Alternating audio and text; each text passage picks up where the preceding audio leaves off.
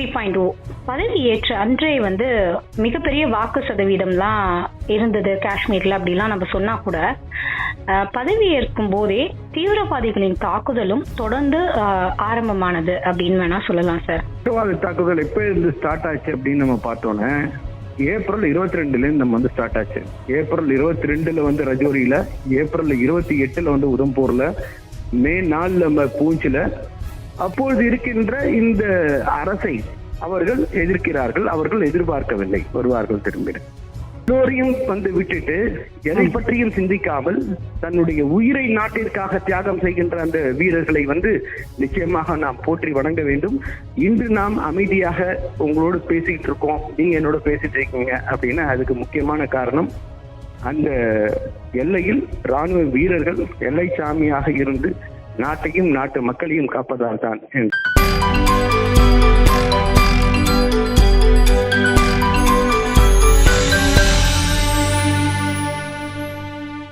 வணக்கம் அன்பு நேயர்களே, நம்முடன் இன்று தமிழக பல்சுக்காக இணைந்திருப்பவர் லெப்டினன்ட் கர்னல் தியாகராஜன் சார் அவர்கள். சார் வணக்கம் சார். வணக்கம் சார். மோடி 3.0 பதவியேற்ற அன்றே மிகப்பெரிய வாக்கு சதவீதம்லாம் இருந்தது காஷ்மீர்ல அப்படிலாம் நம்ம சொன்னா கூட பதவியேற்கும் போதே தீவிரவாதிகளின் தாக்குதலும் தொடர்ந்து ஆரம்பமானது அப்படின்னு வேணா சொல்லலாம் சார். ஏன்னா அன்றிலிருந்து இன்று வரை நிறைய தாக்குதல்கள் தொடர்ந்து நடக்குது காஷ்மீர்ல. இதற்கு என்ன மாதிரியான ஒரு அதாவது டிஃபென்ஸை நம்மளோட ஆர்மி முன்னெடுத்திருக்காங்க சார்? என்ன அங்க ஸ்டெப்ஸ் எடுத்திருக்காங்க இது தடுக்கிறதுக்கு, இந்த தீவிரவாதத்தை தடுக்கிறதுக்கு? நம்ம தீவிரவாதத்தை தடுப்பதற்கு பற்றி பேசுவதற்கு முன்பு இதோடைய டைம் லைன் நம்ம பார்க்கலாம். எப்பயிலிருந்து இது அதிகரிச்சிருக்கு அப்படின்னு நீங்க பாத்தீங்கன்னா, நம்மளுடைய ஜெனரல் எலெக்ஷன் 2024 19 ஏப்ரல்ல இருந்து ஆரம்பிச்சு 1 ஜூன் வரை வந்தது. தீவிரவாத தாக்குதல் எப்ப இருந்து ஸ்டார்ட் ஆச்சு அப்படின்னு நம்ம பார்த்தோன்னே ஏப்ரல் 22 நம்ம ஸ்டார்ட் ஆச்சு. ஏப்ரல் 22 ரஜோரியில, ஏப்ரல் 28 உதம்பூர்ல, மே 4 நம்ம பூஞ்சில, அப்புறம் ஜூன் 9 ரெசி டிஸ்ட்ரிக்ட்ஸ்ல, அப்புறம் அகெயின் ஜூன் 11 12 நம்ம பார்த்தோம்னா டோடா டிஸ்ட்ரிக்ட்ல, ஜூன் 12 அகெயின் டோடால, மறுபடியும் ஜூன் 26 டோடா டிஸ்ட்ரிக்ட்ல, அப்புறம் இப்போ மறுபடியும் நீங்க பாத்தீங்கன்னா ஜூன் 15 டோடா டிஸ்ட்ரிக்ட். அது தவிர 7-8 கத்துவா அப்படிங்கிற இடத்துலயும் குல்காம்ங்கிற இடத்துலயும் நடந்திருக்கு. இது கண்டினியூஸா நீங்க பாத்தீங்கன்னா இந்த ஏப்ரல் 22 தொடங்கியது. நீங்க கண்டினியூஸா அதோடைய அட்டாக் நடந்துட்டு இருக்கு. இதை நம்ம சிங்க்ரனைஸ் பண்ணி பார்க்கணும். சும்மா நம்ம ஒரு தீவிரவாத தாக்குதலா நம்ம பார்க்க கூடாது. இது ஏன் ஜெனரல் எலெக்ஷன் 2024 தொடங்கியதிலிருந்து இது ஏன் கண்டினியூஸா இருக்கு? அதற்கு முன்பு ஏன் இல்லை? அதற்கு முன்பு பாகிஸ்தானுடைய தீவிரவாதிகள் இந்தியாவில் ஊடுருவி ஏன் தீவிரவாத தாக்குதல் நடத்தவில்லை? ஏன் 370 அப்ளிகேஷனுக்கு அப்புறம் கூட இந்த அளவுக்கு தீவிரவாத தாக்குதல் இல்லை? அப்படி ஏன் பார்க்கும்பொழுது இப்பொழுது இருக்கின்ற இந்த அரசை அவர்கள் எதிர்க்கிறார்கள், அவர்கள் எதிர்பார்க்கவில்லை வருவார்கள் திரும்பிட. மோடி அரசை எப்படி டைல்யூஷன் பண்றது, எப்படி சென்ட்ரல் கவர்மெண்ட்டுடைய லா அண்ட் ஆர்டர் எப்படி குலைப்பது அப்படிங்கறதுல ஒரு குழுவினர் ரொம்ப முக்கியமாக அவர்கள் ஃபோக்கஸா இருக்கு. ஜியோ பொலிட்டிக்ஸை பாக்குறப்ப இதுல மற்ற நாடுகள் இதுல இன்வால்வ் ஆயிருக்கு. அப்படி மற்ற நாடுகள் இன்வால்வ் ஆயிருக்கிறப்ப உள்ளூர்ல நம்ம இடம் கொடுக்காம வெளியூர்காரன் உள்ள வர முடியாது. ஏதோ ஒரு குழுவினர் அவர்களுக்கு சப்போர்ட்டும் கொடுக்குறாங்க அப்படிங்கிறது வெரி கிளியரா இருக்கு. ஏன் வெரி கிளியரா இருக்கு அப்படின்னா, நம்ம பார்த்தோன்னா இந்த டோடா டிஸ்ட்ரிக்டினுடைய இன்சிடென்ட்ஸாக இருக்கட்டும் கண்டினியூஸா, ஏன்னா நான் 2001 2004 வரை அதே அந்த ராஷ்டிரிய ரைபிள் டோடா டெல்டா போர்ஸில் தான் நான் பணி செய்திருக்கின்றேன். அதே அந்த கவுண்டர் இன்சர்ஜென்சில இந்த தீவிரவாதிகளை தேடி அழிக்கும் பணியில் தான் நான் நடந்திருக்கேன். அந்த பகுதியில் அவர்கள் அதே மாதிரி ஜம்மு பகுதியில் நடந்த தாக்குதல்களில் யார் சுடப்பட்டிருக்கின்றார்கள் அப்படின்னா பாகிஸ்தானை சேர்ந்த தீவிரவாதிகள் சுடப்பட்டிருக்கின்றார்கள். அப்படி இருக்கும்போது பாகிஸ்தானுடைய தீவிரவாதிகள் இந்தியாவிற்குள் வந்திருக்கின்றார்கள். இந்தியாவிற்குள் வரும்பொழுது அவர்கள் ஒரு இன்ஃபர்மேஷன் படி அவங்க துப்பாக்கிலாம் அங்கேருந்து கொண்டு வராம உள்ளுக்குள்ள இங்க இருந்த ஹைட் அவுட்ல இருந்த துப்பாக்கிகள் முன்னாடி தீவிரவாதிகள் உபயோகப்படுத்தின ஹைட் அவுட்ஸ்ல ஒரு பெரிய ஒரு காட்டுக்குள்ள அது மாதிரி ஹைட் அவுட்ஸ்ல இருக்கக்கூடிய அந்த வெப்பன்ஸ் எடுத்து அவங்க யூஸ் பண்றதாக வந்து ஒரு இன்டெலிஜென்ஸ் வந்து இது வந்து இப்ப மீடியால வந்து வந்திருக்கு, அது மாதிரி இருக்கும் அப்படின்னு சொல்லிட்டு. அதை தாண்டி நம்ம பார்க்கும்போது இப்ப ரீசெண்டா வந்து நடந்த தாக்குதல் வந்து மிகவும் வருத்தமளிக்கக்கூடியதாக இருக்கிறது. அதாவது ஜூலை 15 நம்முடைய இராணுவத்தினுடைய டோடா டிஸ்ட்ரிக்ட்ல வந்து அங்க இருக்க காட்டுப்பகுதியில் சென்று வேட்டையாடுகின்றார்கள் தீவிரவாதிகள். அப்போது அந்த பதுங்கி இருந்த அந்த தீவிரவாதிகள் இவர்களை வந்து சொல்றாங்க. சோ அவர்கள் அந்த பகுதியில் இருந்தவர்கள் வந்து ஜெய்ஷ் இ முகமது, லஷ்கர் இ தொய்பா அந்த இதை வந்து சார்ந்தவர்கள். அவர்கள் தான் வந்து பொறுப்பேற்றார்கள். கத்துவால நடந்திருக்கும், அவங்க தான் வந்து பொறுப்பேற்றாங்க. அதாவது இந்த வைஷ்ணவ தேவி டெம்பிள்ல இருந்து போயிட்டு அந்த அந்த சிவிலியன்ஸ் அந்த பஸ் மேல வந்து ஃபயர் பண்ணதும் அவங்க தான் அதுக்கு வந்து பொறுப்பேற்றிருந்தாங்க. இப்ப இந்த தாக்குதல் வந்து அதிகமாகும் பொழுது ஒரு ஒரு நாட்டை வந்து எக்ஸாம்பிள் எடுத்துக்கலாம். தீவிரவாத தாக்குதல் வரும்பொழுது ஒரு நாடு எப்படி வந்து செயலாற்ற வேண்டும், எப்படி இருக்க வேண்டும், அரசியல் அமைப்பினுடைய அவர்களுடைய கடமை எப்படி இருக்க வேண்டும் அப்படின்னு நம்ம வந்து பார்க்கணும். இஸ்ரேலை வந்து பார்க்கணும். இஸ்ரேலின் மீது தாக்குதல், தீவிரவாத தாக்குதல் ஏற்பட்டது. அந்த தீவிரவாத தாக்குதல் இஸ்ரேலின் மீது எழும்பொழுது எதிர்கட்சி தலைவராக இருந்த முன்னாள் வந்து பிரைம் மினிஸ்டர் வந்து அவர் போய் ராணுவத்தில் சேர்றாரு, நான் போய் அவங்களை வந்து அழிக்க போறேன் அப்படின்ட்டு. அப்போ வந்து குற்றம் சொல்லல, இப்ப இருக்கிற உன் தலைமை சரியில்லை, அந்த இடத்துல வந்து லாண்ட் ஆர்டர் சரியில்லை அப்படின்னு சொல்லிட்டு அந்த விஷயத்தை இப்போது காங்கிரஸ் செய்கின்றது. இந்தியாவினுடைய ஒரு பாதுகாப்பிற்கு அச்சம் ஏற்படும் பொழுது, ஒரு கேள்விக்குறியாகும் பொழுது எதிர்கட்சிகளுக்கு வந்து எதுவும் ரெஸ்பான்சிபிலிட்டி கிடையாதா? ஆளுங்கட்சிக்கு தான் ரெஸ்பான்சிபிலிட்டியா? அவங்களுக்கு கேள்வி கேட்கறது மட்டும்தான் அவங்களுடைய உரிமைகளா? பல விஷயங்கள் வந்து நம்ம வந்து மற்ற நாடுகள் வந்து கற்க வேண்டிய நிலையில் இருக்கின்றோம். இரண்டாவது, இந்த தாக்குதல் இந்தியாவின் மீது, ஜம்மு அண்ட் காஷ்மீர் மீது நடக்கப்பட்டிருக்கின்ற கடந்த ஏப்ரலிலிருந்து தொடங்கிய அந்த தாக்குதல் வந்து இன்று வரை மோர் தென் ஒரு 50 பேர் மேல வந்து உயிரிழந்திருக்கின்றார்கள் இந்திய ராணுவத்தை சேர்ந்தவர்கள் மற்றும் சிவிலியன் அந்த பொதுமக்களும் உயிரிழந்திருக்கின்றார்கள். அப்படி இருக்கும்பொழுது அதன் மீது அவர்களுக்கு கவலை இல்லை. இங்க வந்து பொலிட்டிக்ஸ் வந்து பண்றாங்க.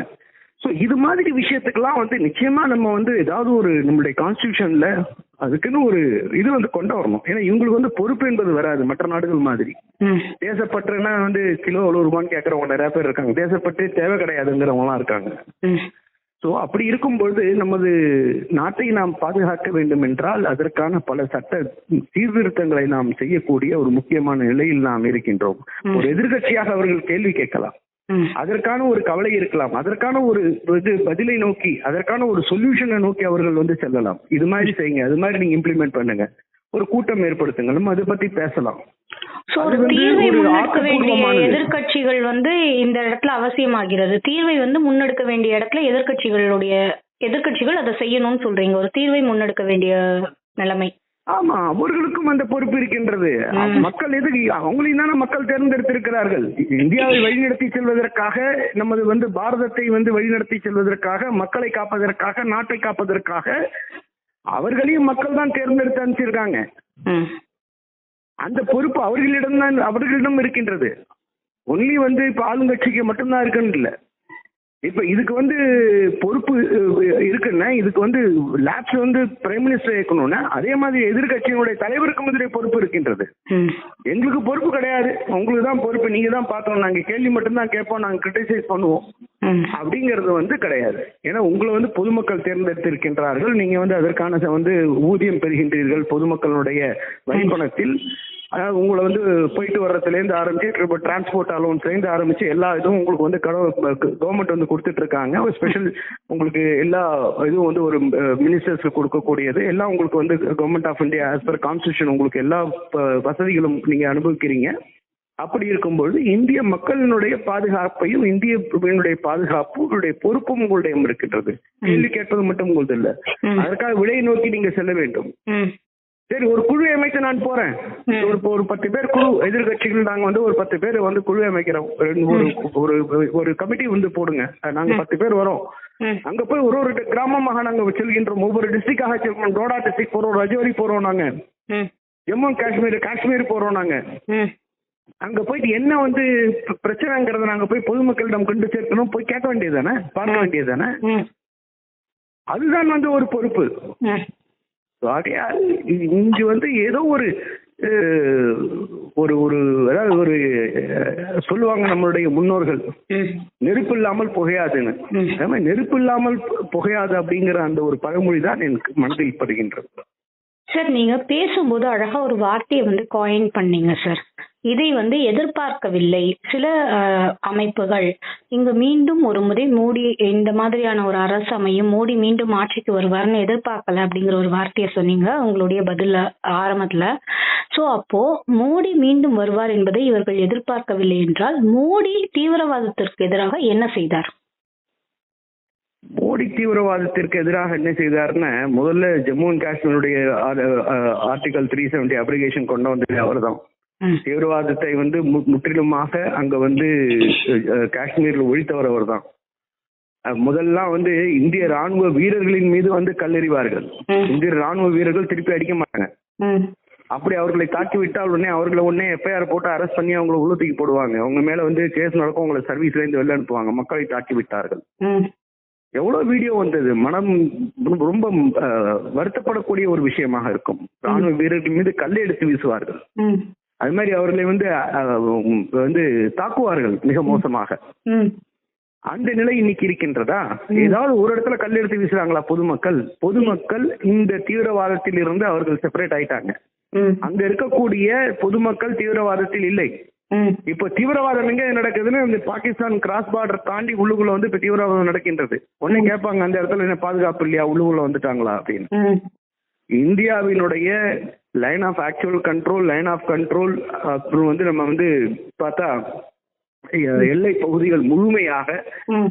இந்திய ராணுவம் இந்த மாதிரி 10 மடங்கு இருந்தாலும் அதை வந்து முழுமையாக அதை வந்து நாம் பார்வையிட முடியாது. ம். ஏன்னா நம்மளுடைய தரையில இந்த மாதிரி மிகவும் உயர்ந்த மலைகள், பனிமலைகள், எந்த இடத்துல இருந்து அவங்க உள்ளுக்குள்ள வருவாங்கன்னு நம்மளால வந்து பெட்ரோலிங் பண்ணி அவ்வளவு வந்து ஈஸியா பார்க்க முடியாது. ம். பெக்குலியரான ஒரு நம்மளுடைய கண்டிஷன். எல்லா பக்கத்துலயும் நமக்கு வந்து அண்டை நாடுகள். ம். ஆகையால் இது வந்து ஒரு முக்கியமான காரணம். இரண்டாவது என்ன காரணம்னா, ஜம்முல நீங்க பாத்தீங்கன்னா ஜம்மு, கத்துவா அது மாதிரி ரீஜன்ல தான் உள்ளுக்குள்ள வந்திருக்காங்க. அதெல்லாம் சாஃப்ட் டார்கெட். இது முதல்ல அங்கெல்லாம் தீவிரவாதம் தாக்குதல்லாம் இருக்காது. ம். எங்க இருக்கும்னு கேட்டா ஸ்ரீநகர்ல இருக்கும், அது மாதிரி நீங்க ரஜோரி டிஸ்ட்ரிக்ட்ல இருக்கும், டோடால மட்டும்தான் இருக்கும். ம். அவங்க பூந்திருக்கிறதே வந்து அந்த சாஃப்ட் டார்கெட், சாஃப்டான இடத்துல இருந்து. ஏன்னா அங்க இருக்கக்கூடிய அந்த ட்ரூப்ஸ் எல்லாம் இப்ப வந்து மேல அமைச்சிட்டாங்க. ஏன்னா சீனாவினோடு இந்தியாவினுடைய எல்லை வந்து பதட்ட நிலையில் இருப்பதனால் அங்க வந்து வீரர்கள் குவிக்கப்பட்டு விட்டார்கள். ம். ஆகையால் எந்த இடத்துல வந்து வீரர்கள் குறைவாக இருக்கின்றார்களோ, ராணுவ வீரர்கள் கம்மியாக இருக்காங்களோ அந்த இடத்துல நாங்க வந்து infiltration பண்ணிருக்காங்க. Okay sir. அதை வந்து இப்ப வந்து கண்டுபிடிச்சிருக்காங்க. இப்ப அதற்கான வேலையில் அவர்கள் இறங்கி இருக்கின்றார்கள். ராணுவம் அவர்களுடைய வேலையை செவ்வனவே செய்கின்றது. ம். ஒரு நாட்டினுடைய மக்களுக்காகவும் நாட்டை பாதுகாப்பதற்காகவும் தன்னுடைய உயிரை அவர்கள் தியாகம் செய்கின்றார்கள், உயிரை நீக்கின்றார்கள். இதோட பெரிய தியாகம் என்ன இருக்கு உலகத்துல? ம். என்ன செய்யறாங்க ராணுவ வீரர்களுங்கிறது கேட்கறதுக்கு யாருக்குமே அறியதை கிடையாது. ம். தன்னுடைய உயிரை வந்து தியாகம் செய்கின்றார்கள். தன்னுடைய மனைவி, மக்கள், குழந்தை, தாய், தந்தை, சகோதரன், சகோதரி, உற்றார், உறவினர் எல்லோரையும் வந்து விட்டுட்டு எதை பற்றியும் சிந்திக்காமல் தன்னுடைய உயிரை நாட்டிற்காக தியாகம் செய்கின்ற அந்த வீரர்களை வந்து நிச்சயமாக நாம் போற்றி வணங்க வேண்டும். இன்று நாம் அமைதியாக உங்களோடு பேசிட்டு இருக்கோம், நீங்க என்னோட பேசிட்டு இருக்கீங்க அப்படின்னா அதுக்கு முக்கியமான காரணம் அந்த எல்லையில் ராணுவ வீரர்கள் எல்லை சாமியாக இருந்து நாட்டையும் நாட்டு மக்களையும் காப்பதால் தான் என்று சொல்றதுக்கு நான் வந்து முக்கியமாக கடமைப்பட்டிருக்கேன். சார், ரொம்ப அழகா உணர்ச்சியா சொன்னீங்க. இதுல இன்னொரு ஒரு கேள்வி கூட எழுப்பினாங்க எதிர்கட்சிக்காரங்க. அக்னிவீர் அந்த திட்டம், அக்னிபாத் அந்த திட்டம் இருக்கு இல்லைங்களா, அது வந்து சரியா முறையா வந்து நடைமுறைப்படுத்தப்படல. ரெண்டாவது அதுல வந்து அந்த பணியை முடிச்சிட்டு போறவங்களுக்கான அந்த செட்டில்மெண்ட் வந்து ஃபுல்ஃபில்லா இல்ல அப்படிங்கிற ஒரு கருத்தை ஒரு எதிர்கட்சி தலைவராக இங்க வச்சாங்க. ஒரு முன்னாள் ராணுவ வீரர் என்ற முறையில் அக்னிபாத் அந்த திட்டம் வந்து எத்தகைய பலன்களை கொடுக்கக்கூடியது, இல்ல அந்த திட்டம் வந்து வேண்டாம் அப்படின்னு நினைக்கிறீங்களா சார்? அதாவது அக்னிபாத் திட்டத்தை பற்றி பேசணும்னா அதுக்குன்னு தனியான ஒரு இதுதான் நம்ம வந்து பேச்சு தான் வந்து நடத்தணும். அது இதுல வந்து கவர் பண்றது வந்து கடினமானது. ஆனால் உங்களுக்கு வந்து உங்களுடைய கேள்விக்கு ஒரு குறுகிய ஒரு பதில் சொல்லணும் அப்படின்னு நான் வந்து நினைக்கிறேன். எந்த ஒரு திட்டத்தை கொண்டு வந்தாலும் அந்த திட்டத்துக்கு வந்து மேம்பாடு என்பது இருக்கும். ம். அந்த திட்டம் வந்து முழுமையாக ஒரே சமயத்துல வந்து கொண்டு வர முடியாது. அதுக்கு அடுத்து மேம்பாடு இருந்துகிட்டே இருக்கும். ம். ஒண்ணுமில்ல, ஒரு பாடத்திட்டம் ஒண்ணு வருதுன்னா அந்த பாடத்திட்டம் 2-3 வருஷத்துக்கு அப்புறம் மறுபடியும் மாத்திக்கிட்டே போறாங்க. ஆமா. நம்ம இப்ப என்னுடைய காலத்தில் நாங்க படிச்ச பாடத்திட்டம் இப்ப இருக்கா 10% கூட கிடையாது. ம். ஆகையால் வந்து குறைபாடுன்னு சொல்ல முடியுமா? இல்லை.